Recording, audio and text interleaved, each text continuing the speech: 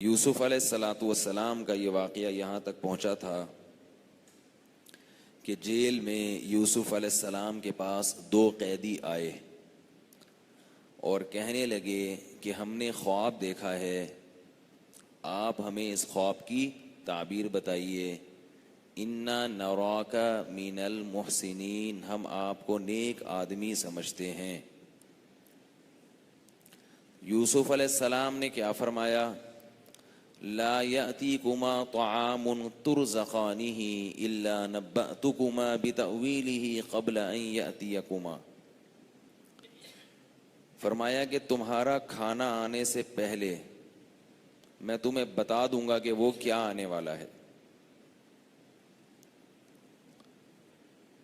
لا یأتیکما طعام ترزقانہ الا نبأتکما بتأویلہ، تمہارا کھانا آنے سے پہلے میں اس خواب کی تعبیر تمہیں بتا دوں گا، اور صحیح تعبیر ہوگی خواب کی۔ ذالکما مما علمنی ربی، یہ اس لیے کہ میرے رب نے مجھے سکھایا ہے۔ میرے رب نے مجھ پر اتنا احسان کیوں کیا؟ آگے اس کی ریزن بیان کی جا رہی ہے، وہ وجہ یہ بیان کی جا رہی ہے، انی ترکت ملت قوم لا یؤمنون باللہ والیوم الآخر، میں نے ایسی ملت کو چھوڑ دیا ہے جو اللہ پر اور آخرت پر ایمان نہیں رکھتے۔ کیا مطلب؟ جو ایتھیسٹ لوگ ہوتے ہیں نا، جو اللہ پر اور مرنے کے بعد کی زندگی پر ایمان نہیں رکھتے، میں ان لوگوں کو فالو کرنے والا نہیں ہوں، میں مذہب کو فالو کرنے والا ہوں۔ میں اللہ کو بھی مانتا ہوں اور اللہ کے اور آخرت کے دن پر بھی ایمان رکھتا ہوں۔ 2 قسم کے لوگ ہیں نا، کچھ تو مذہب کو مانتے ہی نہیں ہیں، جو دہریے ہیں، ایتھیسٹ ہیں، کچھ ہیں جو مذہب کو مانتے ہیں۔ جو مذہب کو مانتے ہیں وہ آخرت کی زندگی کو بھی مانتے ہیں، اگرچہ وہ مختلف شکلوں میں مانتے ہوں۔ ہندو کہتے ہیں کہ جنم ہوں گے، 7 جنم ہوتے ہیں۔ یہود و نصارہ کا وہی عقیدہ ہے جو بالکل مسلمانوں کا ہے، 100%، اس میں کوئی اختلاف نہیں ہے۔ یہودی اور عیسائی بھی جہنم کو بھی مانتے ہیں، یہ بھی مانتے ہیں کہ جہنم میں آگ ہے، اور جنت کو بھی مانتے ہیں، اور یہ بھی مانتے ہیں کہ جنت میں حوریں ہیں، آبشاریں ہیں، نہریں ہیں، اور اللہ نے جنت کی مٹی سے حوروں کو بنایا ہے۔ اس میں پوری دنیا میں کسی کا بھی اختلاف نہیں ہے سوائے جہاں تک میری معلومات ہیں غامدی صاحب کے۔ وہ کہتے ہیں کہ جنت میں الگ سے کوئی حوریں نہیں ہوں گی، یہی والی وہاں جائیں گی، واللہ عالم۔ رپورٹ ہے، ٹھیک ہے نا، ان کی رپورٹیں ہیں مختلف قسم کی۔ تو اللہ تو فرما رہے انا انشأناہن انشاء فجعلناہن ابکارا، ہم نے ان کو وہیں پیدا کیا، یعنی ان کو بالکل ایک نئے سرے سے پیدا کیا ہے، اور ہم نے ان کو کنواری بنایا ہے۔ لم یطمثہن انس قبلہم ولا جان، جنتی کے چھونے سے پہلے اس کو نہ کسی جن نے چھوا ہوگا نہ کسی انسان نے۔ تو یہی والی عورتیں اگر وہاں حور بن جائیں گی، تو پہلی بات یہ کہ ان کو تو بالکل نئے سرے سے نہیں بنایا ہے، تو پہلے سے بنی بنائی ہیں۔ دوسری بات یہ کہ ان کو تو بہت ساری اس میں طلاق یافتہ ہیں، بہت ساری بیوہ ہیں، شادی شدہ ہیں، تو یہ کیسے کہ نہ کسی انسان نے چھوا نہ کسی جن نے چھوا۔ اور قرآن میں ایک اور جگہ پر آتا ہے حور مقصورات فی الخیام، یہ حوریں ہم نے خیموں میں بند کر دی ہیں۔ تو یہ والی تو خیموں میں بند نہیں ہے بھائی، یہ تو ابھی طارق روڈ پہ گھوم رہی ہیں، اور آپ دیکھو شاپنگ کر رہی ہیں۔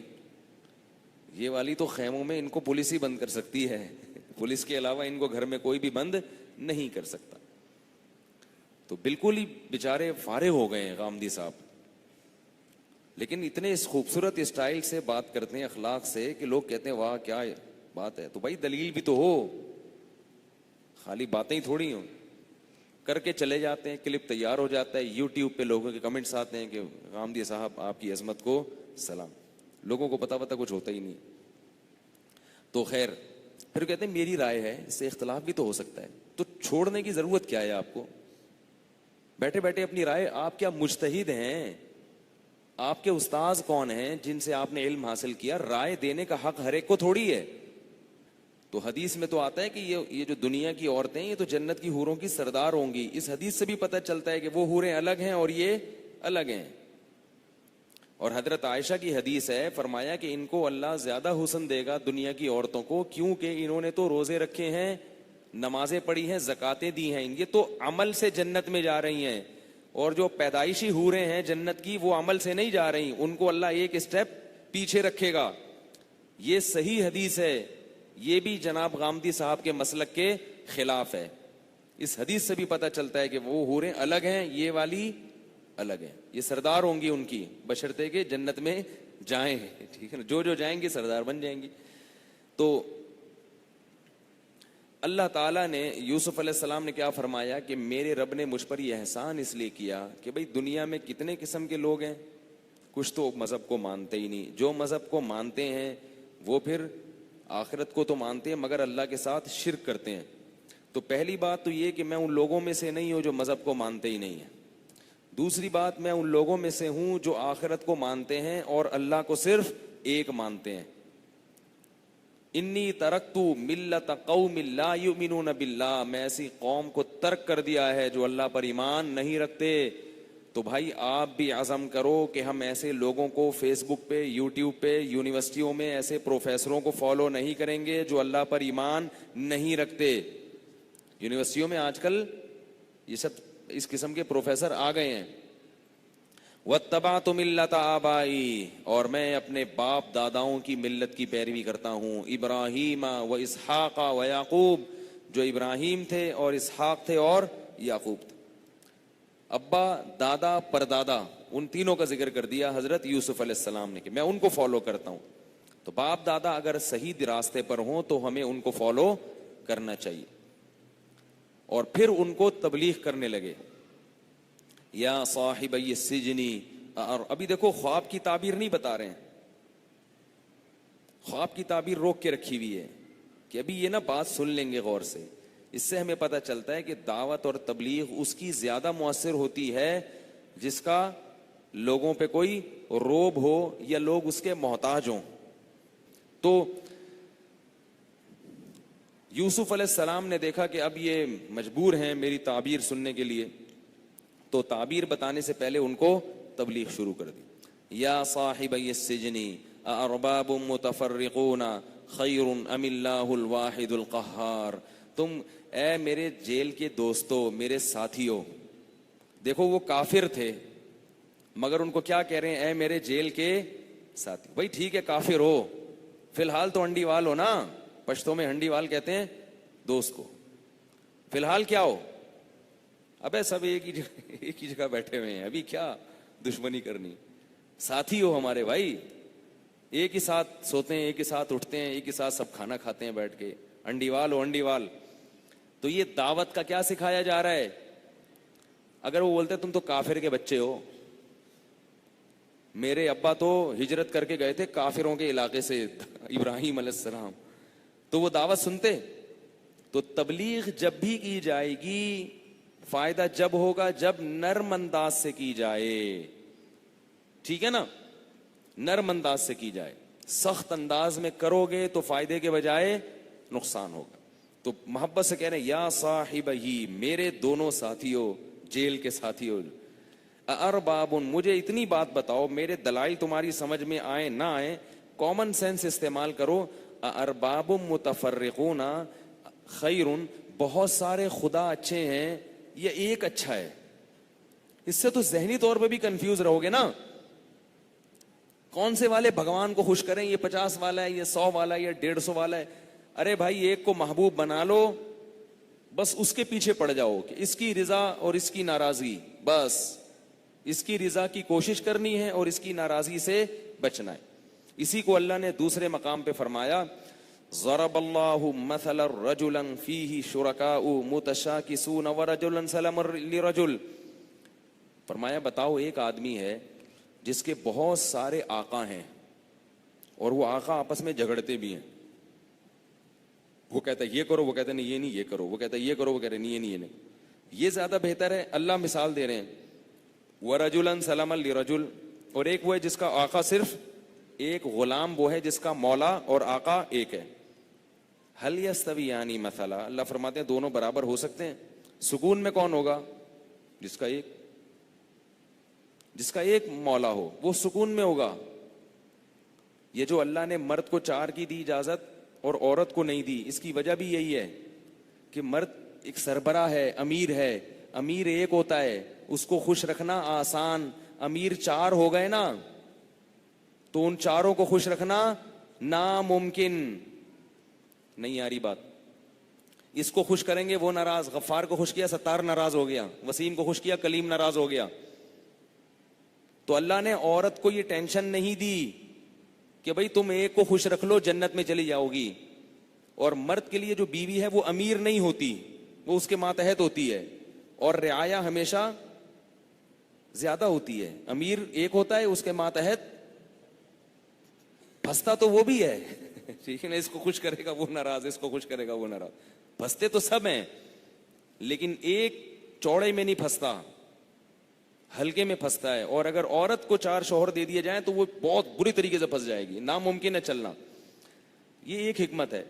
تو انہوں نے کیا فرمایا یوسف علیہ الصلوۃ والسلام نے کہ بھائی ہاں، قرآن کی میں مثال دے رہا تھا. اللہ فرماتے ہیں کہ ایک بہتر ہے یا بہت سارے. ہمارے حضرت فرمایا کرتے تھے کہ دیکھو، ایک اللہ کو اپنا محبوب بنا لو کہ اصل رضا اسی کی ہے. ہم لوگ کیا کرتے ہیں کہ والدین کو بھی خوش کرنا ہے، بیوی بچوں کو بھی خوش رکھنا ہے، دوستوں کو بھی خوش رکھنا ہے، ادھر اللہ کو بھی خوش رکھنا ہے، ادھر مولوی صاحب کو بھی خوش رکھنا ہے، ادھر جناب اپنے باس کو بھی خوش رکھنا ہے، پرنسپل صاحب کو بھی خوش رکھنا ہے. تو کوئی بھی خوش نہیں ہوتا اور اپنی منمانی بھی کرنی ہے. پریشان ہی رہتا ہے. سب کو بتا دو کہ میں تمہیں خوش رکھوں گا، لیکن سب سے پہلے کس کو رکھوں گا؟ اللہ کو. اللہ خوش ہوگا اس کے بعد تمہیں خوش رکھنے کی کوشش کروں گا. تو ایک اللہ کو سپیریئر مان لو گے تو ذہن میں کیا ہو جائے گا؟ سکون. تو یوسف علیہ السلام نے کہا بھلا بتاؤ، ارباب متفرقون، بہت سارے خدا وہ اچھے، ام اللہ الواحد القہار، یا ایک وہ اللہ اچھا جو سب پہ غالب ہے. یہ 50 100 والے بھگوانوں سے بہتر نہیں کہ جو خدا ہے ہمیں بنانے والا بس وہی ہے، باقی کوئی بھی نہیں ہے. پھر کہنے لگے تم جو ان خداؤں کی عبادت کرتے ہو ان کو تو تم نے خود ہی گڑھا ہے، خود ہی بناتے ہو، خود ہی عبادت کرتے ہو. اس کے بعد یوسف علیہ السلام نے ان کو تعبیر بتائی اور کہا کہ اما احدہما فیسقی ربہ خمرا، جو شراب نچوڑ رہا تھا نا، انگور نچوڑ رہا تھا، وہ تو رہا ہو جائے گا اور بادشاہ کو حسب سابق شراب پلائے گا، وہ انگور نچوڑ کے پلائے گا. اور جو جس کے سر پہ ٹوکری تھی اور پرندے اس سے دانا چگ رہے تھے یا روٹیاں چگ رہے تھے، اس کو پھانسی ہو جائے گی. 3 دن تک اس کی لاش لٹکی رہے گی اور اس کے سر سے پرندے نوچ نوچ کے کھاتے رہیں گے. قضی الامر الذی فیہ تستفتیان، اور جو تعبیر تم نے پوچھی تھی وہ ہو کر رہے گی. نہیں ہے یہ بات، اس میں کوئی دوسری تعویل نہیں ہو سکتی. حدیث میں آتا ہے کہ خواب لٹکا رہتا ہے جب تک اس کی تعبیر نہ بیان کر دی جائے. جب تعبیر بیان کر دی جائے تو وہ ہو جاتی. اسی لیے تعبیر کسی ایسے آدمی سے پوچھنی چاہیے جو آپ کا خیر خواہ ہو. اگر آپ نے خواب بیان کیا، اس نے فوراً غلط تعبیر کی طرف لے گیا، تو اس بات کا امکان ہے کہ وہ تعبیر پھر الٹی نکلے. اس کا امکان موجود ہے. خیر خواہ آدمی ہوگا، جیسا ہی بھیانک خواب بھی آئے گا نا، اس کا کچھ نہ کچھ اچھا محمل تلاش کرے گا. اور برے خواب بتایا نہیں کرو خام. میں نے کل بتایا تھا نا، ایک آدمی فون کر کے کہہ رہا ہے میں نے خواب دیکھا کہ تم نے یوں بیوی کو طلاق دے دی ہے، اس کو فون کر کے بتا رہا ہے. وہ وہم میں بیٹھ جاتا ہے ایک آدمی. تو اب یوسف علیہ السلام کو یہ خیال ہوا کہ یہ رہا ہونے والا ہے اور ایک لٹکنے والا ہے. تو جو رہا ہونے والا ہے اس کو خوشخبری سنا دی. یوسف علیہ السلام نے سوچا کہ اب جب یہ رہا ہو کر جائے گا تو اس کی تعبیر جب پوری ہوگی تو یقیناً میرا ایک اس پر احسان ہوگا.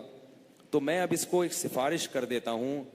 اس کو یہ کہا کہ تم بادشاہ کو میرے بارے میں بتا دو کہ ایک قیدی ہے بے گناہ، کئی سالوں سے جیل میں پڑا ہوا ہے.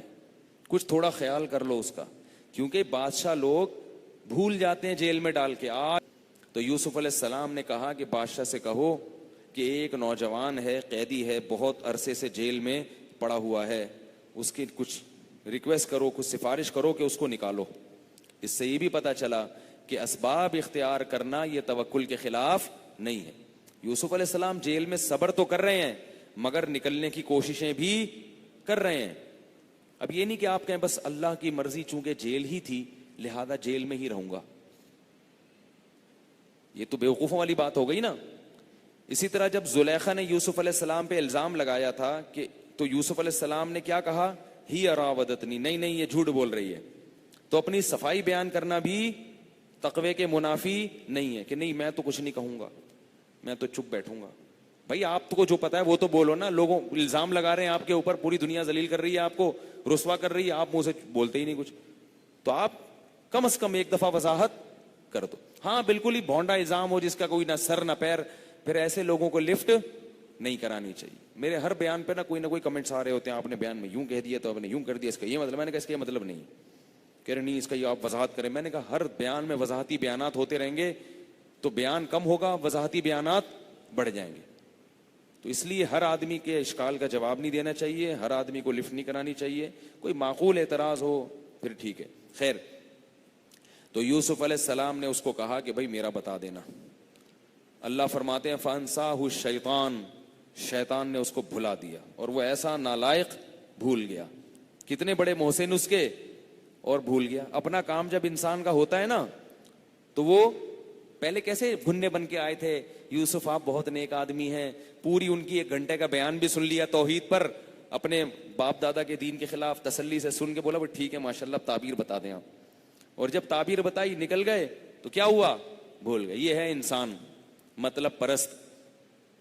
فلبث فی السجن بضع سنین, فرمایا اور کئی سال, چند سال مزید جیل میں پڑے رہے. جیل میں ایک دن کاٹنا جو لوگ گزار کر آئے ہیں نا, کہتے ہیں مشکل ہوتا ہے. اللہ ہم سب کو بچائے.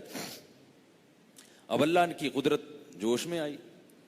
وقال الملک, ایک دن بادشاہ سلامت صبح اٹھے, درباریوں کو جمع کیا اور کہا انی ارا 7 بقرات سمان یأکلہن 7 عجاف. اے درباریوں, اے وزیروں, میں نے آج عجیب خواب دیکھا ہے. 7 بقرات سمان, 7 موٹی موٹی گائے ہیں, 7 موٹی موٹی گائے. یأکلہن 7 عجاف, انہیں 7 پتلی پتلی گائے کھا رہی ہیں. و7 سنبلات خضر, اور 7 کونپلے ہیں, خوشے ہیں جو گندم کے نہیں ہوتے, تر و تازہ ہیں. یأکلہن 7 عجاف, انہیں 7 خشک کونپلے کھا رہی ہیں. یا ایھا الملأ افتونی فی رؤیایا ان کنتم للرؤیا تعبرون, بتاؤ تعبیر بتاؤ, تم اگر کچھ تعبیروں کا علم جانتے ہو تو بتاؤ, اس کا مطلب کیا ہے, اس کی تعبیر کیا ہے. وہ کیا کہنے لگے, اضغاث احلام, پراگندہ خیالات ہیں. جیسے میں کہتا ہوں نا پیٹ میں کیا ہے گیس. یہ نہیں کہہ رہے کہ ہمیں تعبیر نہیں سمجھ میں آ رہی یا ہمیں آتا نہیں ہے. اس سے کیا پتہ چلتا ہے, انسان اپنی جہالت کا اعتراف نہیں کرتا, خاص طور پہ ان لوگوں کے سامنے جن سے عزت یا پیسہ ملتا ہو. بادشاہ سے عزت اور پیسہ ملتا ہے نا, بادشاہ کو کہتے ہیں ہمیں آتا ہی نہیں ہے. اب انہوں نے بھی عقل لڑائی کہ یار کیا ہوگا, دماغ میں نہیں آیا, تو کہنے لگے ازغاث احلام. زغز کہتے ہیں جو مختلف قسم کی ڈنڈیاں لکڑیاں نہیں ہوتی پراگندہ قسم کی, وہ جمع کر دو, اور حلم خواب کو کہتے ہیں یعنی خیالات کو. تو مختلف پراگندہ دن میں جو آپ سوچتے رہتے ہیں نا خیالات, بادشاہ کو یہ تو نہیں کہہ سکتے تھے الٹے کہ نہیں, یہ جو اصل میں ایکچولی آپ پریشانی میں دن میں سوچتے رہتے ہیں نا, تو وہ خیالات خواب کی شکل میں سامنے آ گئے. وما نحن بتأویل الاحلام بعالمین, ہم خوابوں کی تعبیریں تو جانتے ہیں, بڑا علم ہے, یہ جو الٹے خیالات ہیں نا ان کے مطلب ہم نہیں جانتے, کیونکہ ان کا کوئی مطلب ہی نہیں ہے. بات آ رہی ہے سمجھ میں, ان کا کوئی مطلب ہے ہی نہیں. کوئی ڈھنگ کا خواب ہو تو ہم بتائیں گے آپ کو. اب اس دربار میں وہ بیٹھا ہوا تھا جو اب بادشاہ سلامت کو انگور نچوڑ کے کیا پلاتا تھا, شراب پلاتا تھا. اس کو ایک دم یاد آیا, ارے میرے بھی خواب بتایا تھا, وہ تو بالکل صحیح نکلا تھا. فوراً بادشاہ سے کہنے لگا, بادشاہ سلامت میں آپ کو بتاتا ہوں, ایک بندہ ہے جیل میں, خوابوں کی تعبیریں جانتا ہے, ارسلون, مجھے بھیجیں آپ. بادشاہ نے کہا جا بھائی پوچھ کیا, اور جیل میں آیا, کہنے لگا یوسف ایھا الصدیق, اے میرے دوست, اے یوسف اے میرے دوست. دیکھو مطلب آیا تو کیا نکلا, دوست ہے تو بھول کیوں گیا بھائی جیل میں تو اس کو. صدیق کہتے ہیں جگری دوست, پکا. چھوٹا موٹا دوست نہیں, وہ تو صدیق ہوتا ہے.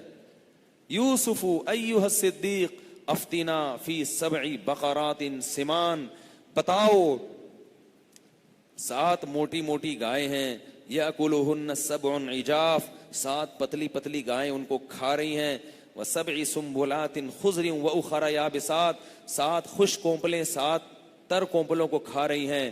لعلی ارجع الی الناس لعلہم یعلمون, جلدی بتاؤ میں بھاگتا ہوا جاؤں گا, بادشاہ کو بتاؤں گا, سب کو پتہ چلے گا. حضرت یوسف فوراً کہنے لگے تزرعون 7 سنین دأبا, فرمایا 7 سال تک تم خوب کھیتی اگاؤ, خوب.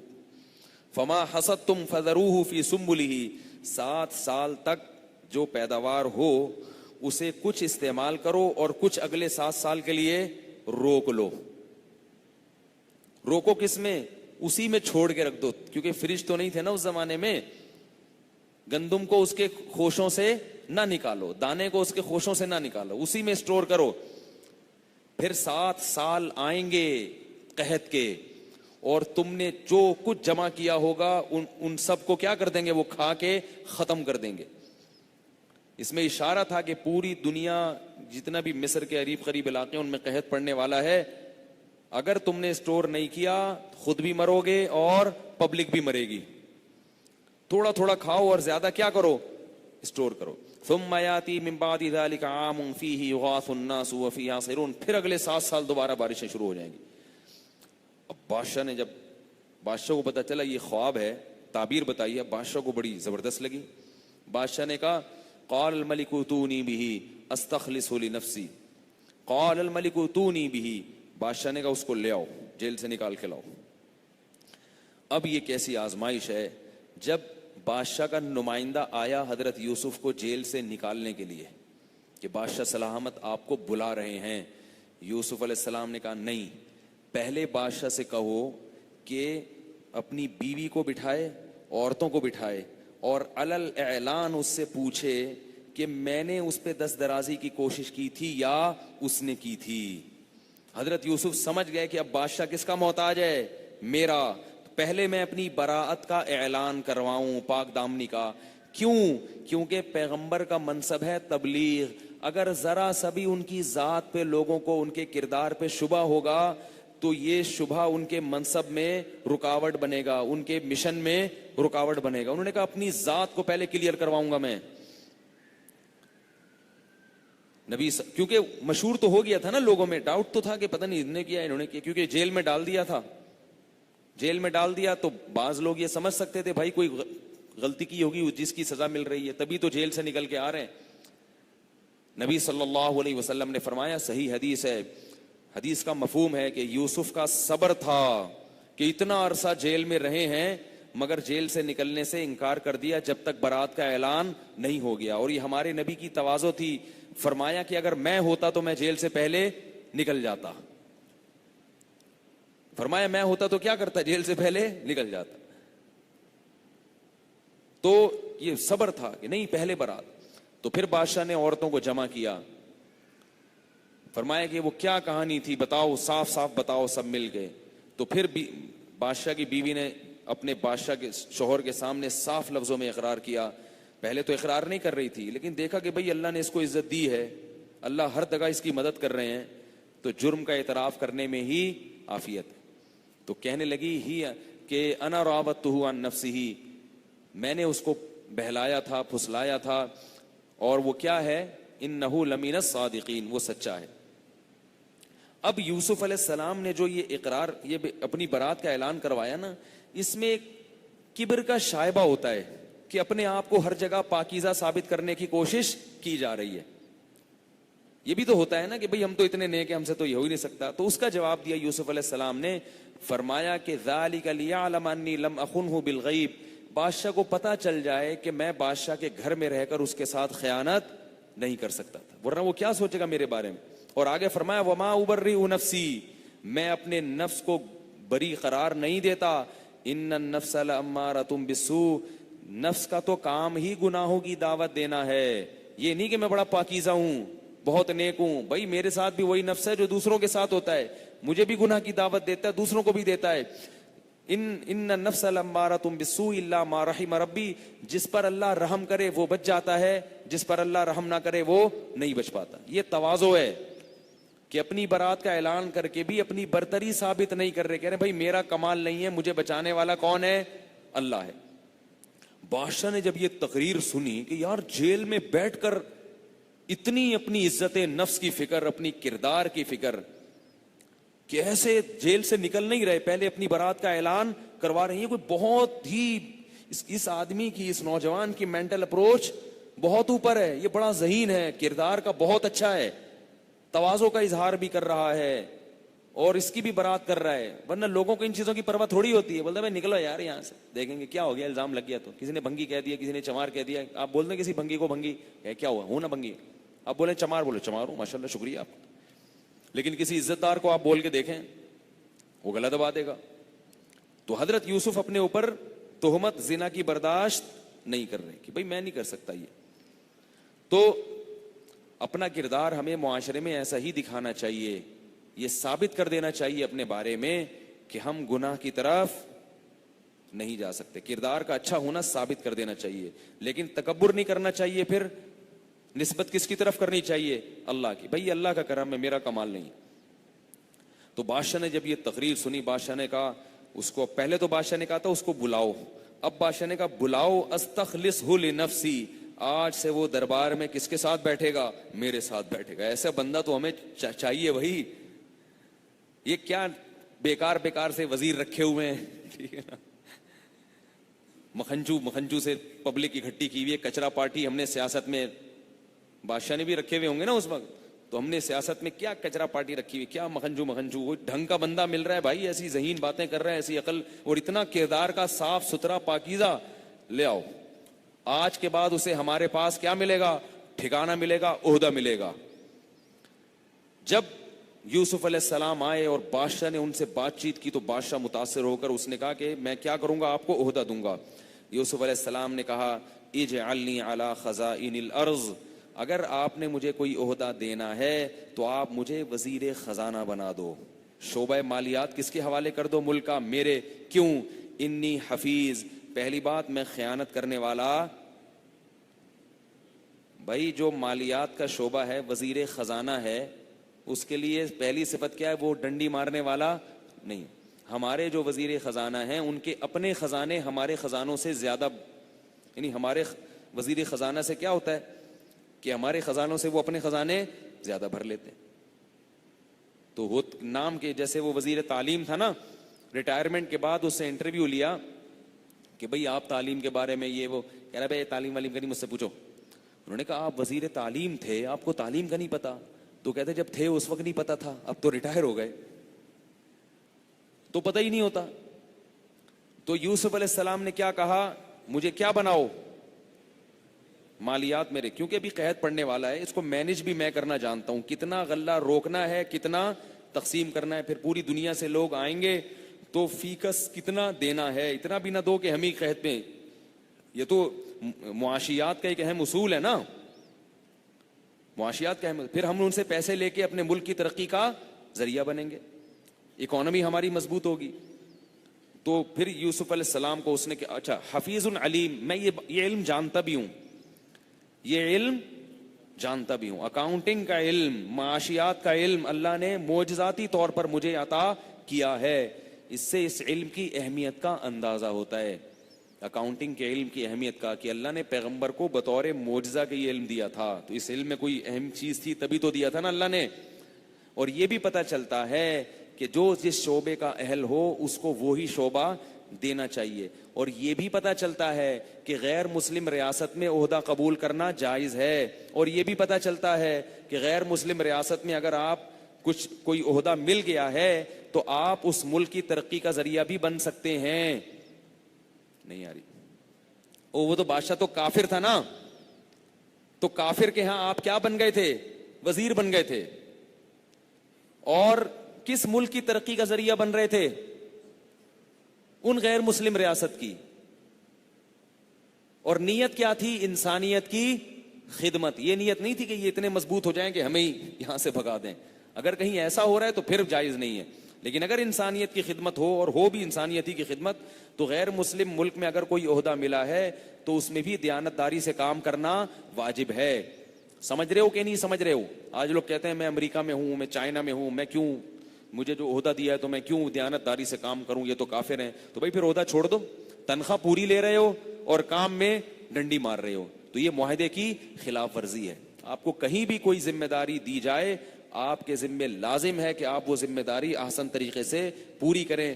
جیسے کہ یوسف علیہ السلام ایک کافر ریاست میں وزیر بنے مگر انہوں نے اپنی ذمہ داریوں کو احسن طریقے سے پورا کیا, خود بھی قحط سے بچے اور اپنی اس ملک کی قوم کو بھی قحط سے ہلاک ہونے سے بچا لیا, حالانکہ وہ کافر قوم تھی, اور ملک کو معاشی ترقی میں عروج پر پہنچا دیا. کیونکہ پوری دنیا میں جب قحط پڑا تو سب مصر میں آ رہے تھے غلہ لینے, سب کو پیسے دے کے, سب سے پیسے لے کے غلہ دیتے تھے. وہ پیسے کہاں جمع کرتے تھے؟ خزانوں میں. تو ملک کو فائدہ ہوا کہ نہیں ہوا؟ یہی چیزیں دیکھ کے بادشاہ سلامت کیا ہو گیا, یوسف علیہ السلام پہ لٹو ہو گیا. ٹھیک ہے نا, پہلے زلیخا لٹو ہوئی بھی تھی, اب کون لٹو ہو گیا؟ بادشاہ لٹو ہو گیا. تو اب کیا ہوا ہے کہ پھر بالآخر 7 سال کے بعد قحط پڑ گیا, اور کہا جاتا ہے, روایتوں میں ہے کہ بادشاہ کا انتقال ہوا اور یوسف علیہ السلام کیا بن گئے؟ عزیز. کیونکہ قرآن میں یوسف علیہ السلام کے لیے اس کے بعد عزیز کا لفظ استعمال ہوا ہے, عزیز. تو عزیز تو اس وقت کے بادشاہ ہی کو کہا جاتا تھا. تو ایسا معلوم ہوتا ہے کہ کچھ وقت کے بعد یوسف علیہ السلام وزیر سے ترقی کر کے کیا بن گئے؟ بادشاہ بن گئے اس ملک کے. اب پوری دنیا میں قحط پڑا ہے تو وہاں بھی قحط پڑ گیا, شام میں, گاؤں میں, دیہات میں, جہاں یعقوب علیہ السلام رہتے تھے. تو اب کیا ہوا ہے کہ یہ خبریں پھیل گئیں آہستہ آہستہ کہ بھائی مصر کا بادشاہ فی کس پیسے لے کے خاندان کے افراد کے لحاظ سے غلہ تقسیم کر رہا ہے. اب یوسف علیہ السلام کے جو 9 بھائی تھے, یعقوب علیہ السلام نے ان کو بھیجا, جاؤ فلاں غیر مسلم, دیکھو اس سے پتہ چلتا ہے کہ غیر مسلم ریاست سے غلہ قحط کے وقت لینا بھی, بولو نا, جائز ہے. یعقوب علیہ السلام نے نہیں کہا ہم بھوکے مر جائیں گے, مصر میں تو غیر مسلم حکومت ہے, بت پرستوں کی ہے, ہم وہاں سے پیسے دے کے چیزیں نہیں لیں گے. تجارت کیا ہے؟ حلال ہے غیر مسلموں سے بھی. تو یعقوب علیہ السلام نے اپنے بیٹوں کو بھیجا کہ جاؤ, اونٹوں پہ ان کو جو ہے نا بٹھایا, اور بنیامین کو نہیں بھیجا.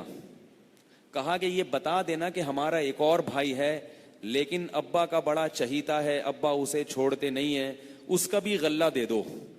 یوسف علیہ السلام نے قانون بنایا تھا کہ جتنے افراد آئیں گے ان کا تو ملے گا, جو نہیں آئیں گے ان کا نہیں ملے گا. اب جب وہ آئے نا, بادشاہ کے محل میں داخل ہوئے ہیں سارے بھائی, تو اللہ کہتے ہیں فَعَرَفَهُمْ وَهُمْ لَهُ مُنْكِرُونَ, حضرت یوسف ان سب کو دیکھ کے پہچان گئے لیکن وہ اپنے بھائی کو نہیں پہچان, کیونکہ وہ تو بچپن میں بڑے ہو گئے تھے, وہ پہچان گئے. جب ان کا غلہ تیار کیا تو ان سے کہا کہ اگلی دفعہ جب غلہ لینے آؤ گے تو چھوٹے بھائی کو لازمی لانا ورنہ غلہ نہیں ملے گا. تو وہ کہنے لگے سنراود عنہ اباہ, ہم اپنے ابا کو سمجھائیں گے, ان کو کسی طرح قائل کریں گے کہ اس چھوٹے کو ہمارے ساتھ بھیج دو. ایکچولی بات یہ ہے کہ ہمارے ابا اسے ہمارے ساتھ بھیجنے کے لیے تیار نہیں ہوتے. یوسف علیہ السلام سمجھ رہے تھے کہ کیوں نہیں ہوتے, ایک کو تو غائب کیا ہے, دوسرے کو بھی غائب نہ کر دو, لیکن ہم انشاءاللہ کریں گے ضرور. اچھا یوسف علیہ السلام نے کیا کیا, ان کی جو ان سے اجرت لی تھی نا وہ بھی ان کے بیگ میں سامان میں دوبارہ رکھ دی کہ گھر جا کے کھولیں گے تو یہ بھی جاؤ موج کرو, ٹھیک ہے نا, تم سے کیا پیسے لینے. تو اب جب یہ واپس آئے ہیں تو انہوں نے ابا سے کہا ابا ہمیں غلہ تو مل گیا لیکن اگلی دفعہ بنیامین کا غلہ نہیں ملے گا, آپ اس کو ہمارے ساتھ بھیجیں. انہوں نے کہا کہ هل آمنکم علیہ اللہ کما امنتکم علی اخیہ من قبل, میں تم پر ایسے اعتماد کر لوں جیسے اس کے بھائی کے بارے میں اعتماد کیا تھا. یہ کیسے ہو سکتا ہے بھائی, یہ نہیں ہو سکتا مجھ سے. پھر جب انہوں نے وہ اپنا سامان کھولا اس میں اجرت واپس مل گئی, تو ابا سے کہنے لگے ابا دیکھو بادشاہ اتنا نیک دل ہے, اتنا اچھا ہے کہ اس نے ہمیں غلہ بھی دے دیا اور ہماری اجرت بھی واپس. اتنے نیک بادشاہ کے پاس آپ اپنے بھائی کو بھیجتے ہوئے ڈر رہے ہو. تو یعقوب علیہ السلام نے کہا کیا ارشاد ہے ان کا کہ فلما وجدوا متاعهم وجد فلما فتحوا متاعهم وجدوا بضاعتهم ردت إليهم قالوا يا أبانا ما نبغي هذه بضاعتنا ردت إلينا قال لن أرسله معكم حتى تؤتوني موثقا من الله لتأتونني به. فرمایا ہرگز نہیں بھیجوں گا جب تک کہ مضبوط قسمیں اٹھا کے نہیں کہو گے کہ تم اس کو لازمی واپس لے کر آؤ گے. الا یحاط بکم، الا یہ کہ قدرت ہی کی طرف سے کوئی ہلاکت ہو جائے. فلما آتوہ موثقہم، سارے بھائیوں نے مل کے ہاتھ ملا کے ابا سے مضبوط قسمیں اٹھائیں کہ اس کو ہم لازمی واپس لے کر آئیں گے. ابھی دیکھو یعقوب علیہ السلام کی ایک آزمائش ختم نہیں ہوئی، دوسری شروع ہو رہی ہے. تو اب کیا ہے، پھر یعقوب علیہ السلام نے ان کو بھیجا اور ان کا واللہ علی ما نقول وکیل، ہم سب اللہ کو بھی اس پہ گواہ بنا رہے ہیں، اللہ ہمارا کارساز ہے. تو یعقوب علیہ السلام نے اب کہا کہ اب جب تم جاؤ گے تو ایک لا تدخلوا من باب واحد، ایک دروازے سے داخل مت ہونا، مختلف دروازوں سے داخل ہونا. وجہ کیا تھی؟ اتنے خوبصورت بیٹے ایک باپ کے، لمبے لمبے، جب سب دیکھیں گے سب ایک ہی باپ کے ہیں تو نظر لگنے کا اندیشہ ہے. لیکن پھر آگے کہہ بھی رہے ہیں کہ جو مقدر میں ہوتا ہے بیٹا اس سے دنیا کی کوئی طاقت نہیں روک سکتی. میرے دل میں ایک خلش ہے، بس میں اس کو پورا کرنا چاہتا ہوں. تو وہ ایسا ہی کیا، بیٹوں نے مختلف دروازوں سے شہر میں. اس سے پتہ چلتا ہے کہ نظر برحق ہے، لیکن اس میں وہمی ہونا جائز نہیں. آپ کے بچوں کو اتنی آرام سے نظر نہیں لگے گی. وہ یعقوب علیہ السلام کے بڑے خوبصورت، لمبے لمبے، چوڑے چوڑے، کئی سارے تھے، 2 بچوں کو نہیں لگتی، اور ان میں وقفہ بھی 15-15 سال کا ہو، اور پھر پولیو کے نشانات بھی ہوں ٹانگوں پہ، حفاظتی ٹیکوں کے ادھر بھی 6 دھبے پڑے ہوئے ہوں، ادھر پھوڑے نکلے ہوئے ہوں. کسی بچے کی قمیض اتار کے دیکھے نا، پھر وہ بس چھوڑے بھی کیا، میں قصہ سناؤں. اس کو کہتے ہیں کہ نظر نہ لگ جائے. نہیں لگے گی، بے فکر رہیں آپ، ٹھیک ہے نا. تو جب وہ داخل ہوئے ہیں شہر میں دوبارہ تو آ کے کہنے لگے کہ یا ایھا العزیز. نہیں، اس سے پہلے کیا ہوا ہے کہ ایسا کیا انہوں نے، وہ اپنا راشن واشن لے لیا. تو یوسف علیہ السلام نے بنیامین کو الگ سے لے جا کے سمجھا دیا کہ میں تمہارا بھائی ہوں. فلا تبتئس بما كانوا يفعلون. اور جو تمہارے بھائی تم پہ ظلم کر رہے ہیں نا، وہ اس سے پتہ چلتا ہے کہ وہ اور ظلم مسلسل کر رہے تھے، اس کے ساتھ سوتیلا سلوک کر رہے تھے. اس سے کہا کہ تمہاری آزمائش کا وقت کیا ہو گیا ہے، ختم ہوگی، اب تم مایوس نہ ہو، اور میں تمہارا بھائی ہوں، میں تمہیں اپنے پاس روک لوں گا، بھی جانے نہیں دوں گا. اب جب ان سب کو واپس بھیجا ہے تو بنیامین کے تھیلے میں بادشاہ کا مہنگا والا پیالہ ڈال دیا. اس زمانے میں بڑے مہنگے مہنگے بادشاہوں کے دربار میں پیالے ہوتے تھے. اور یہ قافلہ واپس چلا گیا. واپس جا رہا ہے تو پیچھے سے ایک شخص نے ندا لگائی، ایتھا العیر انکم لسارقون. اے قافلے والو، تم لوگ تو چوری کر کے جا رہے ہو. تو یہ فوراً واپس پلٹے. قالوا اقبلوا علیہم ماذا تفقدون.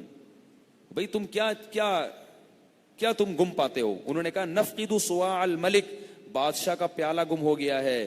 وَلِمَنْ جَاءَ بِهِ حِمْلُ بَعِيرٍ. بادشاہ نے کہا ہے کہ جو وہ پیالہ تلاش کر کے لائے گا پورے اونٹ کا غلہ اس کو فری میں ملے گا. وَأَنَا بِهِ زَعِيمٌ. میں نے یہ چیلنج قبول کیا ہے، میں سب کے سامان کی تلاشی لوں گا. تو وہ جواب میں کیا کہتے ہیں؟ لَقَدْ عَلِمْتُمْ مَا جِئْنَا لِنُفْسِدَ فِي الْأَرْضِ وَمَا كُنَّا سَارِقِينَ. دیکھو تمہیں پتا ہے کہ ہم زمین میں فساد مچانے نہیں آئے اور ہم لوگ چور نہیں ہیں. یہ بڑا ٹائٹ جملہ ہے. دیکھو پیغمبر کے بیٹے تھے، جیلیسی کا شکار تو ہو سکتے تھے باپ کی محبت میں. چوری کرنا انتہائی کمینہ پن، گھٹیا پن، نیچ، رذیل، کمینے لوگوں کی صفت ہے. جتنی گالیاں دو کم ہے، یہ گھٹیا لوگوں کا کام ہے. تو وہ کہہ رہے ہیں کہ ٹھیک ہے سب کچھ ہو سکتا ہے، ہم چور، بولو نا، ہم چوری کرنا تو گھٹیا لوگوں کا کام ہے بھائی. یہ میں اس لیے بار بار کہہ رہا ہوں کہ بعض گناہ ایسے ہیں جو غلطی ہوتی ہے انسان سے، انسان خطا کا پتلا ہے، اس سے انسان کا کردار مجروح نہیں ہوتا. اب دیکھو باپ اتنا خوبصورت تھا یعقوب علیہ السلام، تو بڑے پیغمبر تھے نا اللہ کے، اس کی محبت حاصل کرنے کے لیے کہ یہ میرا ہو جائے تو کسی طرح بس وہ بھائی کو سائڈ پہ لگاؤ اس کو. یہ ایک نفس نے، شیطان نے ورغلا دیا. تو یہ گناہ ہے. یہ ایسا گناہ نہیں جس کو گھٹیا پن سے تعبیر کرتے ہیں ہم. اور چور کے گئے وہاں کسی کام سے، اس کی گھڑی اٹھا کے جیب میں رکھ لی، اس کی یہ چیزیں اٹھا کے جیب میں رکھ لی. یہ کیا پن ہے؟ گھٹیا پن ہے. تو وہ جواب میں کہہ رہے ہیں کہ ہم لوگ جیسے مرضی ہوں چور. تبھی ہم کہتے ہیں نا کسی کے کہ یہ تو سالا ہے ہی چور. اور ایک چور ہوتا ہے خاندانی چور ہوتا ہے. جو خاندانی چور ہے اللہ اس سے بچائے. کم وقت وہ توبہ نہیں کرتا، توبہ کر بھی لینا پھر چوریاں شروع کر دیتا ہے وہ. تو اللہ سب مسلمانوں کو خاندانی چور ہونے سے بچائے. کیونکہ باپ دادا سے بعض دفعہ چلا آ رہا ہوتا ہے. ابا بھی چور تھے پکڑے گئے تھے، دادا بھی ایک دفعہ پکڑے گئے تھے، اور پھر بچہ بھی وہی کام کر رہا ہے. تو وہ کیا کہتے ہیں کہ وما کننا سارقین، ہم چور نہیں ہیں، ہم ایسے کام نہیں کرتے بھائی. تو وہ جواب میں کہتا ہے فما جزاؤہ ان کنتم کاذبین، تم جھوٹے ہو تو تمہاری سزا کیا ہے؟ تو وہ فوراً کہتے ہیں جزاؤہ من وجد فی رحلہ فہو جزاؤہ، جس کے سامان میں سے پیالہ نکلے اس کو رکھ لو. ان کو تو کانفیڈنس تھا کہ بھائی ہم تو چور ہیں ہی نہیں، ٹھیک ہے نا. اور اس زمانے میں چور کی سزا یہ تھی کہ جو چور پکڑا جاتا تھا تو جس کی چوری کیا اس کا غلام بن کے رہتا تھا. یہ اس زمانے میں سزا بھی تھی. بادشاہ کے دین میں یہ قانون تھا، بادشاہ کے مذہب میں. تو یہ کیا ہے کہ بھائی اس کو، اسی کو پکڑ لو. تو انہوں نے سب کی تلاشی لی اور بالآخر بنیامین کے تھیلے سے نکال لیا. بولے چلو بھائی آ جاؤ بھائی. اب وہ بیچارے پریشان کہ یار اس کو ابا کے پاس، اگر ابا تو مر جائیں گے غم سے بھائی. کہنے لگے یا ایھا العزیز ان لہ ابن شیخا کبیرا. یوسف علیہ السلام کے پاس آئے، کہنے لگے اے بادشاہ اس کا ایک باپ ہے بوڑھا، کبیرا بہت بوڑھا، وہ اس کی جدائی برداشت نہیں کر سکتا. یوسف علیہ السلام تو جانتے تھے کیسے برداشت کرے، اس کو ان کو بتا رہے فخذ احدنا مکانا، ہم میں سے ہر شخص قربانی دینے کے لیے تیار ہے. سزا میں ہمیں جیل میں ڈال دو، ہمیں غلام بنا کے رکھ لو، ہم غلامی کریں گے. کیونکہ بہرحال باپ سے محبت تو تھی نا، کہ بھئی ایک غم تو ہم نے باپ کو جوانی میں دے دیا، وہ تو عرصہ گزر گیا، بڑھاپے میں باپ کو کیسے غم دیں. اتنا تو پتھر دل نہیں تھے کہ وہ اتنا زیادہ باپ کو ستائیں. اب ہر ان میں سے ہر ایک قربانی دینے کے لیے تیار ہے کہ جو سزا چور کی آپ کے قانون میں ہے وہ ہم میں سے ہر شخص سزا کھانے کے لیے تیار ہے، لیکن اس بچے کو چھوڑ دو، اس کا بوڑھا باپ اس کے غم کو برداشت نہیں کر سکتا. یوسف علیہ السلام جو کچھ کر رہے تھے نا اللہ کے حکم سے کر رہے تھے، ورنہ تو جائز نہیں تھا نا کہ اس کو رکھ لیں اور باپ کو اور تکلیف دیں. علماء نے لکھا یہ اللہ نے ان کو کہا تھا کہ اب آپ کے والد کو ہم نے آزمائش میں ڈالنا ہے. تو جواب میں کہتے ہیں معاذ اللہ ان ناخذ الا من وجدنا متاعنا عنده، کہ بھئی جس کے سامان سے پیالہ نکلا اس کے بغیر ہم کسی کو رکھ لیں، ایسا نہیں ہو سکتا.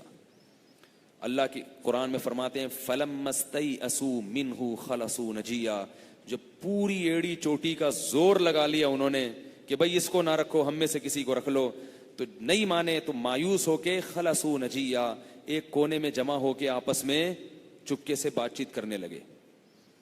بات چیت کے دوران قال کبیرہم، بڑے بھائی نے کہا الم تعلموا ان اباکم قد اخذ علیکم موثقا من اللہ، کیا تمہیں علم نہیں ہے کہ باپ نے کیسی مضبوط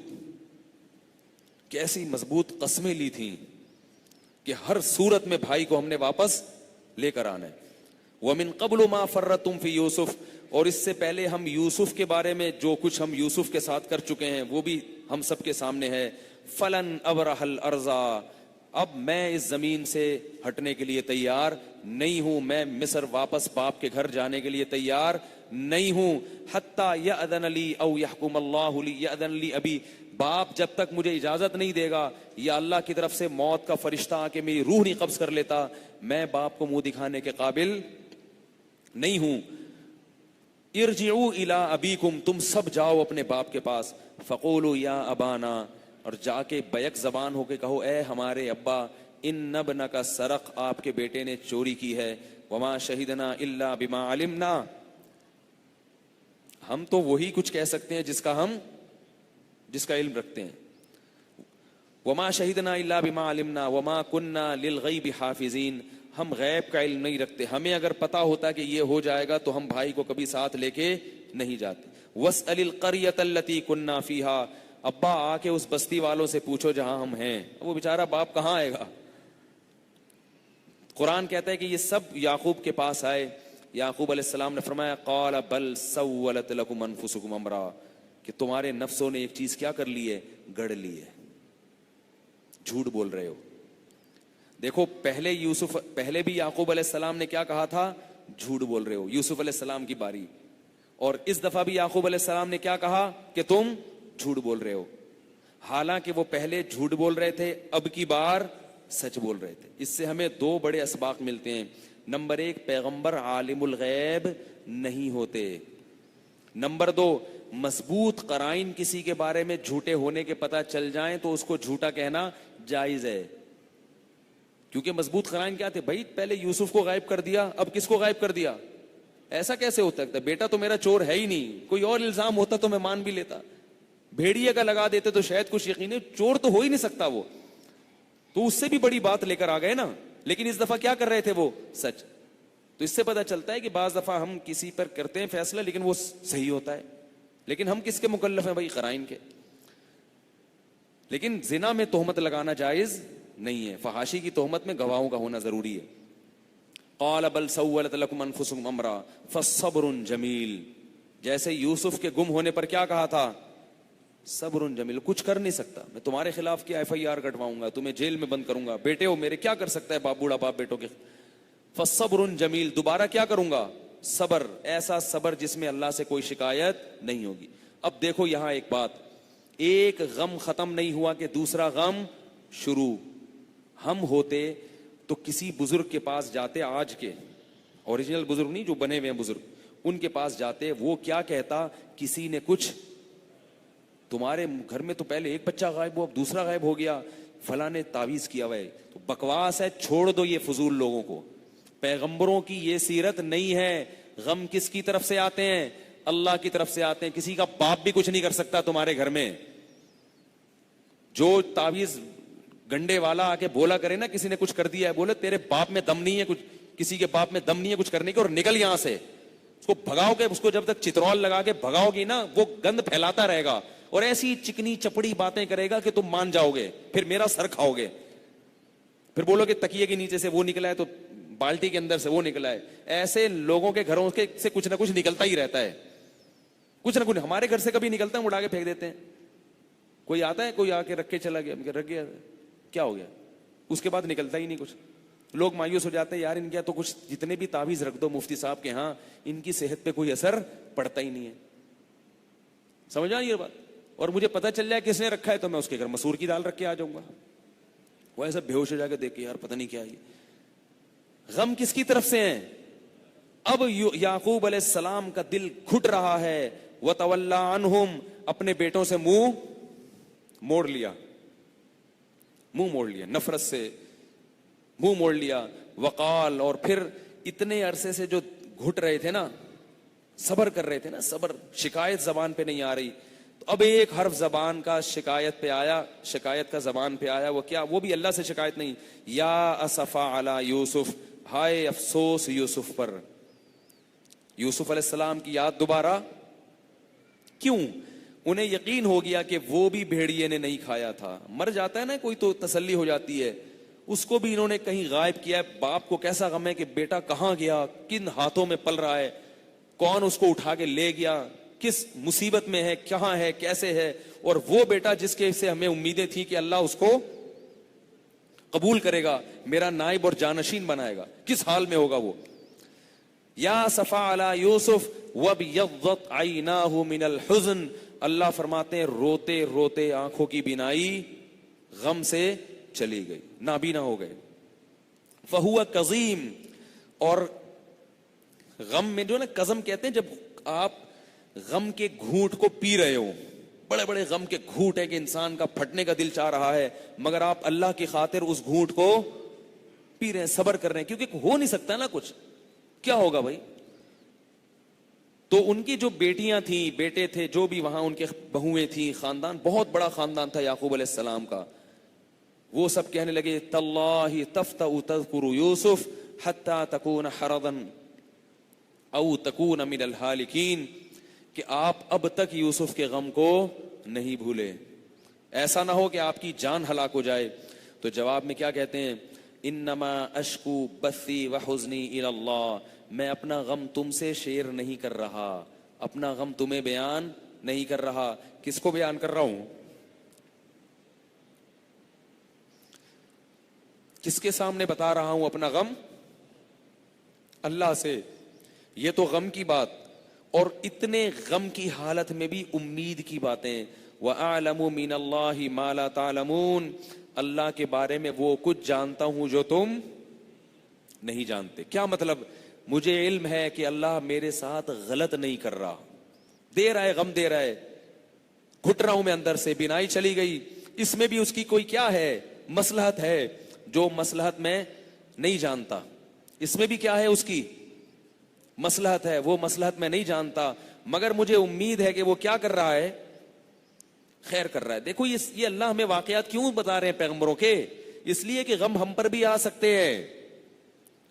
ایسے نہیں کہ غم آتے ہی آپے سے باہر، بس ہائے یہ ہو گیا، ہائے یوں ہو گیا، ہائے یہ ہو گیا، ہائے اللہ کو میں. نبی صلی اللہ علیہ وسلم نے فرمایا جس عورت کا بچہ بچپن میں مر گیا، کیونکہ عورت کے لیے اس سے بڑا غم دنیا میں کوئی بھی نہیں ہے کہ اس کا بچہ بچپن میں مر جائے، اور اس نے صبر کیا، صبر، تو اس کے لیے جنت کی ضمانت ہے. کیا ہوتا ہے آج کسی خاتون کا بچہ مر جائے، چیخ چیخ کے گھر سر پہ اٹھا لیتی ہیں. ایک عورت کو نبی صلی اللہ علیہ وسلم نے دیکھا قبر پہ خوب رو رہی ہے چیخ چیخ کے، وہ نبی کو پہچانی نہیں. نبی نے فرمایا کہ صبر کرو، صبر. اس نے کہا اگر آپ کو وہ غم پہنچا ہوتا نا جو مجھے پہنچا ہے تو پتہ چلتا صبر کیسے ہوتا ہے. آپ صلی اللہ علیہ وسلم گھر تشریف لے آئے، کس نے بتایا بھئی یہ تو اللہ کے نبی ہیں. وہ بعد میں آئی نبی کے پاس، کہنے لگی میں صبر کر رہی ہوں. آپ نے فرمایا انما الصبر عند الصدمۃ الاولى، صبر کا ثواب اس وقت ملتا ہے جب صدمہ پہنچا ہو، بعد میں سب کو صبر آ جاتا ہے. تو اس لیے آج جب گھروں میں میتیں ہوتی ہیں تو خواتین سے ہاتھ جوڑ کے کہتا ہوں اپنی آواز کو اونچا مت کیا کریں. چیخنا چلانا، گریبان پھاڑنا، چیخنا چلانا، ایسی عورت پہ محمد صلی اللہ علیہ وسلم نے لعنت کی ہے. ہمیں غموں پہ صبر کرنے کا حکم ہے، چیخنے چلانے کا، ماتم کا، گریبان چاک کرنے کا، ان چیزوں کی ہمیں شریعت نے اجازت نہیں دی. رونے کی اجازت ہے، آرام سے، آہستہ آواز سے. جیسے نبی صلی اللہ علیہ وسلم کے نواسے کی موت ہوئی، نواسے کی موت ہوئی، اس پہ بھی آپ صلی اللہ علیہ وسلم، بیٹے کی موت ہوئی، اس پہ بھی آپ صلی اللہ علیہ وسلم نے یہ کہا، بیٹے کی اور نواسی کی موت ہوئی کہ بھئی آنکھ سے آنسو جاری ہیں مگر زبان وہی کہے گی جس پہ ہمارا رب راضی ہوگا. اس پریشانی میں بھی یعقوب علیہ السلام دل سے تو کڑ رہے ہیں، زبان سے ناشکری کا کوئی لفظ نہیں نکال رہے، زبان سے نہیں نکال رہے. زبان سے کیا کہہ رہے ہیں؟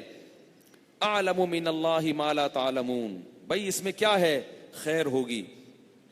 اور پھر اپنے بچوں سے کہا راشن ختم ہو رہا ہے، ایک قحط پڑا ہوا ہے، یہ ایک نئی ٹینشن تھی. قحط میں کتنی عجیب حالت ہوتی ہے کہ جب آپ ٹکڑے ٹکڑے کو ترس جائیں. تو بچوں سے کہا کہ اب نیا راشن لینے کے لیے جاؤ، اور واپس ان کو دوبارہ بھیجا. تو اب وہ جو 8 بھائی تھے وہ بادشاہ کے پاس آئے قسم پرسی کی حالت میں، ان کے چہروں سے پتہ چل رہا تھا کہ غم میں ہیں، اور آ کے کہنے لگے یا ایھا العزیز،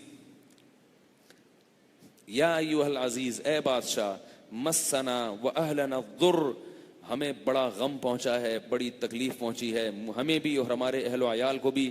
وجئنا ببضاعۃ مزجاۃ، اب تو ہمارے پاس راشن خریدنے کے پورے پیسے بھی نہیں ہیں.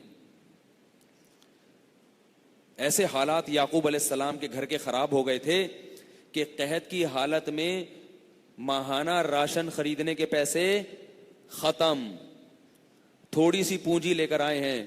فتصدق علینا، آپ احسان کر کے ہم پہ کچھ صدقہ کر دو. ان اللہ یجزی المتصدقین، اللہ صدقہ کرنے والوں کو، احسان کرنے والوں کو اس کا بدلہ دیتا ہے. خیال کر لو، غم میں ہیں اور راشن خریدنے کے پورے پیسے نہیں ہیں. ہمارے حضرت فرمایا کرتے تھے، رات کو حضرت کا معمول تھا اللہ سے ان الفاظ میں دعا مانگنے کا کہ اللہ ببضاعۃ مزجات، بہت تھوڑا عمل لے کے تیرے پاس آیا ہوں، تھوڑا عمل لے کے. جیسے یوسف کے بھائی آئے تھے نا تھوڑی پونجی لے کے اور راشن پورا مانگ رہے ہیں، تو اے اللہ عمل تھوڑا لے کر آیا ہوں اور تجھ سے اس کا بدلہ، بولو بھائی، پورا مانگ رہا ہوں. تو جیسے یوسف کو اور تجھ سے اس کا بدلہ بولو بھائی پورا مانگ رہا ہوں. تو جیسے یوسف کو یہ کہا گیا کہ اللہ احسان کرنے والوں کو بدلہ دیتا ہے، اس کا مطلب ہے اللہ تو احسان کو پسند کرتا ہے، تو بھی ہم پر احسان کر دے، تو بھی ہم پر کیا کر دے، آدھے عمل پہ ہمیں اجر کیا دے دے، پورا دے دے. تو جب یوسف علیہ السلام نے اپنے بھائیوں کی یہ قسمہ پرسی دیکھی ہے تو کہنے لگے هل علمتم ما فعلتم بیوسف واخیہ اذ انتم جاہلون، تم یہ بتاؤ کہ تمہیں پتا ہے کہ تم نے یوسف اور اس کے بھائی کے ساتھ کیا کیا تھا. جب یوسف علیہ السلام نے یہ لفظ کہا نا تو بھائی جواب میں کیا کہتے ہیں، اِنَّكَ لَأَنْتَ یوسف، کیا آپ یوسف تو نہیں ہو؟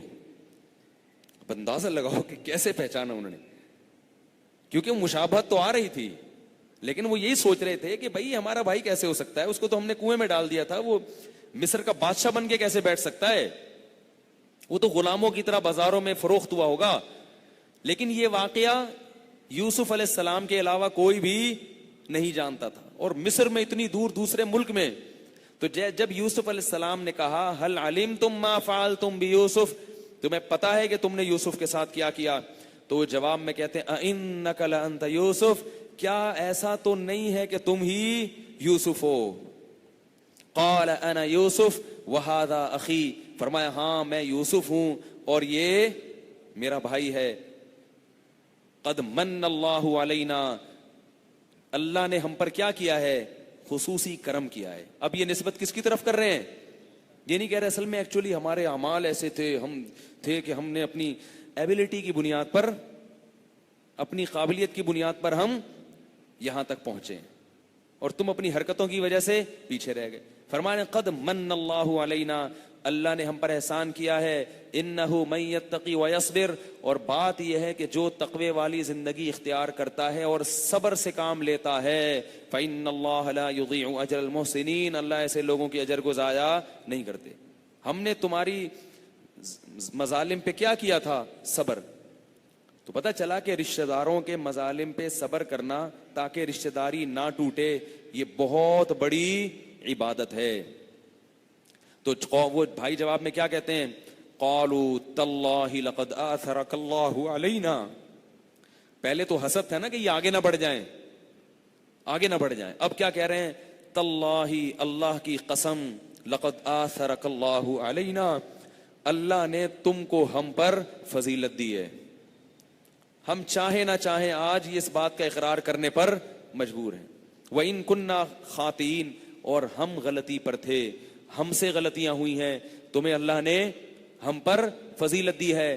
یوسف علیہ السلام نے کیا فرمایا، لا تثریب علیکم اليوم، کوئی تم پر حرج نہیں ہے، کوئی سزا نہیں ہے، جو ہوا اسے بھول جاؤ. یغفر اللہ لکم، اللہ سے بھی دعا کرتا ہوں کہ اللہ تمہاری خطاؤں کو معاف کر دے. وہو ارحم الراحمین، اور وہ بہت زیادہ اپنے بندوں پر رحم کرنے والا ہے. اذهبوا بقمیصی ھذا، یہ قمیص لے کر جاؤ، القوہ علی وجہ ابی، اور والد صاحب کی آنکھوں پہ اس قمیص کو ڈال دو. یأتی بصیرا، اس کی بینائی واپس لوٹ آئے گی. قرآن کہتا ہے فلما ان جاء البشیر، جیسے ہی مصر سے اب وہ بیٹے تو خوش ہو گئے کہ ابا کو بنیامین بھی مل گیا، یوسف بھی مل گیا اور بادشاہ بنا کے مل گیا. اور یوسف علیہ السلام نے یہ بھی کہا وَأْتُونِي بِأَهْلِكُمْ أَجْمَعِينَ، پورا خاندان اٹھا کے گاؤں سے کہاں لے آؤ، یہاں لے آؤ. شہری زندگی میں جہاں ہر طرح کی سہولتیں ہیں، پھر ایک شاہی خاندان ہے تو ظاہر ہے عزت ملے گی، پورا خاندان اٹھا کے یہاں لے آؤ. اب قرآن کے الفاظ ہیں کہ جیسے ہی وہ خوشخبری دینے کے لیے ایک بیٹا دوڑا ہے، بھاگا ہے وہ کہ ابا کو جا کے میں بتاؤں، تو اللہ تعالیٰ کی رحمت کہ یعقوب علیہ السلام کو اللہ نے ان کی خوشبو سنگھا دی، وہ کئی میلوں دور. تو ولما فصلت العیر قال ابوہم انی لاجد ریح یوسف، نابینا باپ کیا کہہ رہا ہے کہ مجھے یوسف کی خوشبو محسوس ہو رہی ہے. لولا ان تفندون، آگے بڑے عجیب الفاظ ہیں، اگر تم مجھے یہ نہ کہو کہ بوڑھا بڑھاپے میں الٹی باتیں کر رہا ہے. تم تو کہو گے کہ ابا بڑھاپے میں کیا کر رہے ہیں, یعنی تم مجھے اگر نسبت کر دو گے نا بڑھاپے کی طرف کہ ابا بوڑھے ہو کے کیا کر رہے ہیں, اگر تم یہ نہ کہو تو میں ایک بات کہوں, یعنی الفاظ کا تکلف کیا اپنے گھر والوں کو جمع کر کے کہہ رہے ہیں, اگر تم یہ نہ مجھے کہو کہ بڑھاپے میں الٹی باتیں کر رہا ہوں, تو صحیح بتاؤں مجھے یوسف کی خوشبو محسوس ہو رہی ہے. تو ان کی بیٹیاں, بہویں اور جتنے خاندان کے لوگ تھے جواب میں کہنے لگے تاللہ انک لفی ضلالک القدیم, ابا ابھی تک پرانی غلطی میں پڑے ہوئے, بھول جاؤ وہ اب دوبارہ ملنے والا نہیں ہے, وہ دوبارہ ملنے والا نہیں. تو اس کا بھی واقعے کا بہت اہم پہلو ہیں, وہ باقی ہیں, وقت کافی زیادہ ہو گیا ہے, تو انشاءاللہ یہ باقی پہلو میں اس پہ کل بیان کروں گا, کل اس کو کوشش کروں گا یہ واقعہ پورا مکمل ہو جائے. لیکن ایک بات یاد رکھو, یوسف علیہ السلام کی فیملی بہت بڑی تھی, اور پتہ ہے کیا بات ہے, یوسف علیہ السلام یعقوب علیہ السلام کی فیملی بہت بڑی تھی. اور امام احمد ابن حنبل نے لکھا ہے کہ یعقوب علیہ السلام کا جب بیٹا گم ہو گیا تھا, اس غم میں جب نابینا ہونے لگے تھے, اس دوران بھی یعقوب علیہ السلام نے تیسری شادی کی تھی معذرت کے ساتھ. کیا کیا تھا؟ اور امام احمد نے لکھا ہے کہ نکاح اتنی فضیلت کی چیز ہے کہ پیغمبر نے اس غم میں بھی اچھے رشتے کو بولو نا نہیں چھوڑا. حالانکہ ہم ہوتے تو ہم کہتے کہ حضرت یہ سوتیلے بیٹوں کی وجہ سے یہ سب کچھ ہو رہا ہے, ایک ہی بیوی کے بچے ہوتے یہ لڑائیاں نہ ہوتی, سوتیلے تھے تو ڈال دیا نا کنویں میں. لیکن ہماری ان تقریروں کو یعقوب علیہ السلام ماننے کے لیے تیار بولو نا, تبھی لوگ مجھے کہتے ہیں پاگل ہو گیا, سٹیا گیا ہے. پاگل نہیں ہو گئے, ہم آپ کو پیغمبروں کی سیرت بتا رہے ہیں کہ اتنی مبارک سنت ہے, اتنی مبارک عبادت ہے نکاح کرنا کہ پیغمبر یہ عبادت غم میں بھی نہیں چھوڑتے. اور آپ کی اس قسم کے فضول تانے کے سوتیلے بچے ہوں گے تو محبت نہیں ہوگی, لڑیں ہوں گے, بٹ چھوڑو, سنت ہے کر لو. ایک صاحب بہت بڑے عالم ہیں, بس یہ چٹکلا سنا کے بات ختم کرتا ہوں, بہت بڑے عالم ہیں سعودی عرب میں, علماء کی محفل تھی, میں بیٹھا ہوا تھا, تو وہ ایک واقعہ سنا رہے تھے. وہ نکاح نہیں کر رہے تھے, ان کی بیوی کا انتقال ہو گیا, تو سب ان سے کہہ رہے ہیں اب شادی کر لو. انہوں نے کہا نہیں بھائی میں نہیں شادی کرتا یار. انہوں نے کہا میری پہلی بیوی سے بچے ہیں, میں اکیلا ہی زندگی گزاروں گا, اگر میں نے شادی کی بچہ ہو گیا تو وہ پہلی اور دوسری میں بچوں میں کیا ہوگا, جھگڑے ہوں گے. تو جواب میں کہنے لگے کہ دیکھو یعقوب علیہ السلام نے 2 شادیاں کی تھیں, کیسے مسائل کھڑے ہوئے تھے ان کی فیملی میں. ٹھیک ہے, پہلی بیوی کے بچوں نے دوسرے بھائی کو کیا کر دیا, کنویں میں ڈال دیا. اب بحث بڑی گرم, میں چونکہ جونیئر تھا, بڑوں کے سامنے بولنا کیا ہے, بے ادبی کی بات ہے. جتنی مضبوط دلیل ہو چپ رہنا چاہیے, یہ ہر جگہ جو بیٹھ کے بولنا نا یہ اچھا نہیں ہے. اب جناب وہ بحث کوئی کچھ کہہ رہا ہے کوئی کچھ کہہ رہا ہے, لیکن ان کا پلہ حاوی. اب سب مجھے دیکھ رہے ہیں, بولے ہاں بھائی ارشاد, ٹھیک ہے. وہ سمجھ رہے ہیں کہ یہ تو بیچارہ اب کیا ہو گیا, شرمندہ, اب اس کے پاس تو کوئی جواب نہیں ہے, اب یہ تو دوبارہ اس موضوع پر کبھی بات کرنے کے قابل رہا نہیں, ایسی دلیل آ گئی اس کا تو کوئی جواب ہی نہیں کسی کے پاس. تو مجھے انہوں نے بتایا کہ کیا جواب ہے اس کا. جب سب نے کہا تو میں نے کہا اجازت ہو تو عرض کروں. انہوں نے کہا جی. میں نے کہا اگر یعقوب علیہ السلام دوسری نہ کرتے تو یا یوسف نہ ملتے. نہیں آ رہی نا بھائی, ٹھیک ہے لڑائیاں فساد جھگڑے سوکنوں کے پڈے مڈے اپنی جگہ, لیکن یوسف جیسا پیغمبر نہ ملتا اگر آپ کی تقریریں سن کے رجوع کر لیتے. تو نکاح کی سب سے بڑی فضیلت ہے اولاد. اولاد کی کثرت ہوگی تو کوئی نہ کوئی کام کا نکل آئے گا. ان کے بہت سارے تھے تو ایک یوسف ایسا نکلا کہ ریکارڈ توڑ دیا اس نے. 2 میں ایسا آپ کہہ سکتے ہیں ابراہیم علیہ السلام کے 2 تھے, وہ تو بڑھاپے میں ملے نا ان کو, ان کے پاس تو آپشن نہیں تھا زیادہ بچوں کا. ان کو تو اللہ نے کہا کہ آپ کی قربانیاں اتنی ہیں 2 دوں گا اور 2 ہی بڑے خاندانی ہو گئے. ہم سے اللہ نے کوئی ایسا ایگریمنٹ نہیں کیا, تو ہم تو اسباب کو اختیار کریں گے. ناراض نہ ہونا, ٹھیک ہے نا. ایسی باتیں سن کے آپ لوگ ناراض بہت ہوتے ہیں, خواتین بھی غصہ ہوتی ہیں, خواتین سے اسپیشل معذرت. کچھ ہمارا اتنی ہم آپ پر محنت کر رہے ہیں تو کچھ ہماری بھی تھوڑی بہت الٹی سیدھی سن لیا کریں. تو یعقوب علیہ السلام نے اس دوران, اور پھر یعقوب علیہ السلام کا بہت بڑا خاندان تھا, بہویں بیٹیاں بیٹے, یہ سارے مل کے اکیلے یعقوب علیہ السلام کو غموں میں تسلی دیتے تھے. تو اولاد کی کثرت کا یہ فائدہ بھی ہوتا ہے کہ بڑھاپے میں سب کے سربراہ کون ہے, اکیلے یعقوب. ورنہ کیا ہوتا, ایک آدھ بچہ ہوتا اس کو مصر بھیجتے, بولتے ہیں بچ گیا تو ٹھیک ہے, نہیں تو مر جا وہیں جا کے. ٹھیک ہے نا, کیا کرے گا تو بھی اکیلا آ کے. پورے پورے بیٹے ہیں, ان کو بولے نظر نہ لگ جائے یار, آدھے وہاں سے جاؤ, آدھے جب بیٹے اتنے تھے تو بیٹیاں بھی ہوں گی, اور بیٹیاں کہاں گھر کی زینت ہوتی ہیں. جس گھر میں بیٹیاں نہیں ہیں وہ گھر گھر نہیں ہے, جس باپ کے بیٹے نہیں ہیں اس کے بازو مضبوط نہیں ہیں. دونوں کے اپنے فائدے ہیں. گھر کی زینت بیٹیاں بنتی ہیں, گھر کی رونق بیٹیاں بنتی ہیں. جتنی زیادہ ہوں گی گھر میں اتنی زیادہ باپ کو محبت ملے گی, رونق ملے گی, اور بیٹے باپ کی زینت بنتے ہیں. کاروبار میں, بزنس میں, لڑائیوں میں, خاندان میں, ہر جگہ باپ کا کیا بنتے ہیں, بازو بنتے ہیں, اس کا جانشین بنتے ہیں. تو اس لیے بھائی اولاد بہت بڑی نعمت ہے. باقی اولاد میں غم بھی اللہ نے رکھے ہیں جیسے پیغمبروں کو ملے, لیکن ان غموں میں اللہ نے کیا رکھی ہے غیر. ہمارے نانا سے کوئی پوچھتا تھا کہ آپ کے ہاں گھر میں خیریت ہے, وہ کہتے تھے خیریت کم بختوں کے یہاں ہوتی ہے. ہم لوگ کے اللہ کا شکر ہے بہویں ہیں, بیٹے ہیں, بیٹیاں ہیں, پوتے نواسے, ہمارے یہاں کہاں سے خیریت. کبھی کسی کی ٹانگ ٹوٹی ہوئی ہے, کسی کے سر پھٹا ہوا ہے, کبھی کسی کے پیٹ میں درد ہے, کبھی کسی کو ہاسپٹل کے کسی حکیم کے پاس لے کے جا رہے ہیں, کبھی کسی کا جھگڑا چل رہا ہے میاں بیوی کا, اسی میں نمٹاتے رہتے ہیں. خیریت تم جیسے کم بختوں کے یہاں ہوگی جن کے یہاں کوئی ہوتا ہی نہیں ہے. ایک ہی بیٹھے ہوئے ہیں آرام سے گھر میں, تو کیا جھگڑا, کیا کسی کا سر پھوٹا, کیا کسی کی ٹانگ ٹوٹی, کیا کسی کے پیٹ میں درد. ہمارے دیکھو نا ڈاکٹر عبدالرزاق کتنے بیچارے پریشان ہیں. چھوڑو یہ پھر زیادہ لمبی باتیں ہو جائیں گی. تو خیریت کس کے یہاں ہوتی ہے, کم بختوں کے یہاں ہوتی ہے, جن کم بختوں کے یہاں افراد ہی نہیں ہوتے. ٹھیک ہے نا. تو اس کا بھی اپنا ہے, اسی سے اللہ نوازتے ہیں. اولاد کا غم, پریشانیاں بنتا ہے انسان اس سے. خیر اللہ ہم کو پیغمبر, اللہ سے دعا یہی مانگا کرو اللہ اولاد کی خوشیاں دے, غم نہ دے. یہ تو اللہ کی طرف سے کبھی مقدر ہو جائے تو ٹھیک ہے, لیکن مانگنا کیا چاہیے, خوشیاں دے اللہ, غم نہ دے. اللہ تعالی ہم سب کو سمجھنے کی, عمل کی توفیق عطا فرمائے. باقی واقعہ انشاءاللہ کل بیان کروں گا.